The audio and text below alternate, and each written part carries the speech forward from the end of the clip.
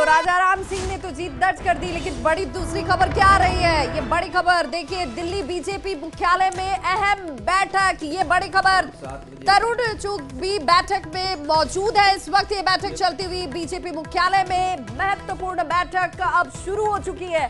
अश्विनी वैष्णव, विनोद तावड़े इस बैठक में मौजूद है। बीजेपी मुख्यालय वो जगह जहां पर बैठक की शुरुआत कर दी गई, और ये बैठक इस वक्त देखिए, बातचीत का क्रम एक तरफ चलता हुआ, बैठकों का दौर दूसरी तरफ चलता हुआ, और ये बैठक बीजेपी मुख्यालय में। और इसी बीजेपी मुख्यालय में प्रधानमंत्री नरेंद्र मोदी जो सूत्र कह रहे हैं कि शाम 7 बजे पहुंचने वाले हैं, वहां पर कार्यकर्ताओं का जुटान भी शुरू हो गया है। लेकिन उससे पहले देख लीजिए, तरुण चुग भी बैठक में मौजूद है। और सिर्फ तरुण चुग नहीं, बीजेपी मुख्यालय में यहां पर ये बैठक, और इस बैठक में कौन कौन से चेहरे, अश्विनी वैष्णव, विनोद तावड़े बैठक में मौजूद है। अभी यानी कि आगे की रणनीति क्या होगी, आगे क्या किया जाएगा, ये संख्या जहां अभी हम दिखा रहे हैं, जिसमें रुझान और परिणाम दोनों ही शामिल है, वो अगर जस की तस स्थिति बनी रहती है तब क्या करना होगा, अगर इसमें कुछ सीटें नीचे या ऊपर होती हैं तब की आगे की रणनीति क्या होगी, अभी इस वक्त से तय करना शुरू कर दिया गया है। तो ये बीजेपी जो है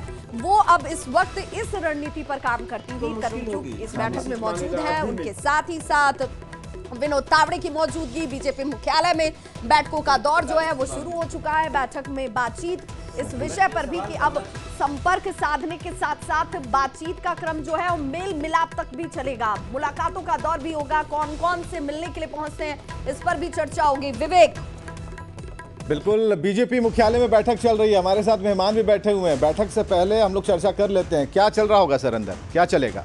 नहीं, अंदर तो देखिए, एक चीज़ तो साफ साफ दिखाई दे रहा है कि एनडीए जो है एक प्री पोल अलायंस है, और उसको लगभग 300 के आसपास सीटें आती हुई दिख रही हैं, मतलब पूर्ण बहुमत से 25-30 सीटें ज़्यादा।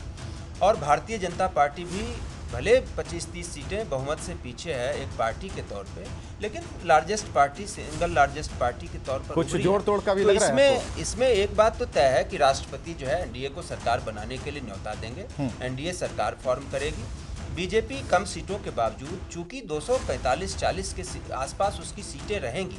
अपोजिशन के अलायंस में क्या दिक्कत है कि देखिए, जो सबसे बड़ी पार्टी है उसकी वो 98 सीटों पर है, तो इनको जो है 30-35 सीटों को, 30-35 सांसदों को दूसरी पार्टी के मैनेज करना है बीजेपी, और इधर से अगर मैनेज हो गया तो, और उनको जो है 170, कांग्रेस को जो है 170, 72, 175 लोगों को मैनेज करना पड़ेगा।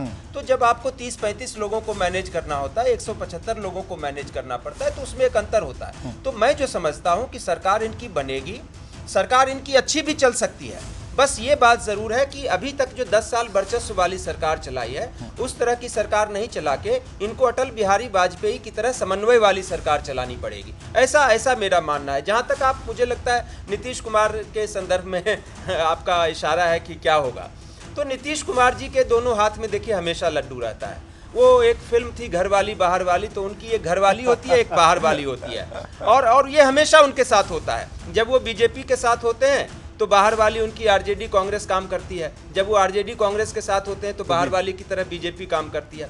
अभी सिमिलर सिचुएशन है। देखिए, यहाँ पर हैं बैठे हुए वो 14-15 सांसदों के साथ मजे से बैठे रहेंगे एनडीए के अंदर, मुख्यमंत्री बन के बैठे रहेंगे एनडीए के अंदर। अगर जरा भी अब बीजेपी ने गड़बड़ करने की कोशिश की तो उधर से उनको खुला निमंत्रण लगातार रहता है, वो उधर जा सकते हैं। लेकिन मुझे लगता है कि मौजूदा परिस्थितियों में बीजेपी अब जरा भी उनको डिस्टर्ब करने की कोशिश नहीं करेगी। वो जब तक मुख्यमंत्री बने रहना चाहेंगे, उनको आराम से मुख्यमंत्री बने रहने देंगे। यहाँ तक कि अगले विधानसभा चुनाव में जो हम लोग पहले प्रेडिक्ट कर रहे थे कि नीतीश कुमार की बार्गेनिंग कैपेसिटी कम हो जाएगी, यदि उनकी मानसिक अवस्था ठीक रहती है, शारीरिक स्वास्थ्य उनका ठीक रहता है, जिस तरह की तस्वीरें पहले दिखाई देती रही हैं, अगर उनमें कुछ नियंत्रण हो पाता है और नीतीश कुमार और उनकी पार्टी मैनेज कर पाते हैं, तो मैं यहाँ तक कहता हूँ कि कम सीटों के बावजूद विधानसभा में 43-44 सीटें हैं, इसके बावजूद 50-50 पे अगले विधानसभा चुनाव में आपको डील करते हुए नजर आएंगे। क्या लग रहा है धीरज जी? देखिए, इसको कहते हैं कि 2 balls in air and 3 balls in hand,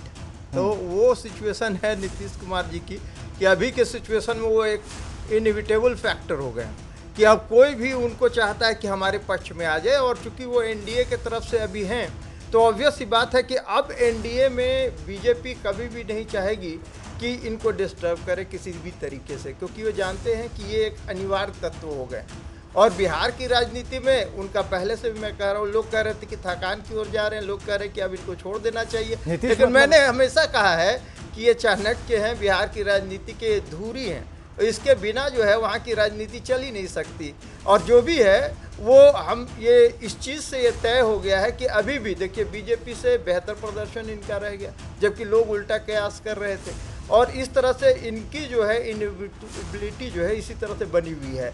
तो बिहार की राजनीति में पकड़ और केंद्र में भी अब इनकी बार्गेनिंग पावर बहुत ज़्यादा बढ़ गई है। तो इस तरीके से, क्योंकि अब सभी जो भी संगठक दल हैं उन सभी में जो चर्चा परिचर्चा का दौर चल पड़ा है, इसमें मेरे ख्याल से नीतीश कुमार को काफी अहमियत मिलने वाली है। डिमांड कितनी होगी और डिमांड आगे क्या होगी नीतीश कुमार की? डिमांड तो देखिए सीधा सीधा डिमांड से पहले तो हक की बात करिए। हाँ। तो हक की बात यह है कि अब जो पहले 2 सीटें कैबिनेट में, सेंटर की कैबिनेट में 2 सीटों के लिए बेचारे स्ट्रगल कर रहे थे और नहीं मिल पा रहा था, अब उनकी 4 सीटों का तो देखिए हक बन रहा है। तो 2 कैबिनेट मंत्री और 2 राज्य मंत्री तो इनके नरेंद्र मोदी की सरकार में ऐसे ही बन जाएंगे। तो एक तो ये उनका सेंटर का हक हो गया जो उनको आराम से मिल जाएगा, और बिहार में वो आराम से 2025 तक तो देखिए मुख्यमंत्री बने हुए रहेंगे ही रहेंगे।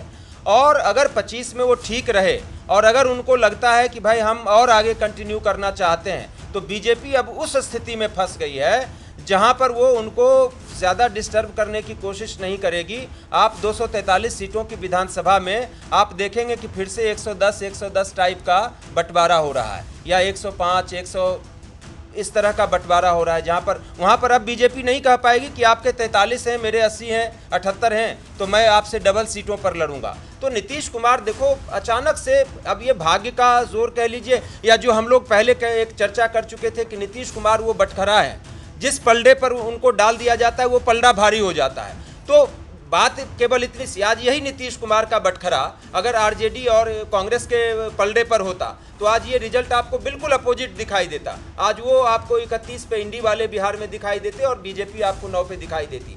लेकिन नीतीश कुमार का बटखरा इस तरफ आ गया था ठीक चुनाव से पहले, तो बीजेपी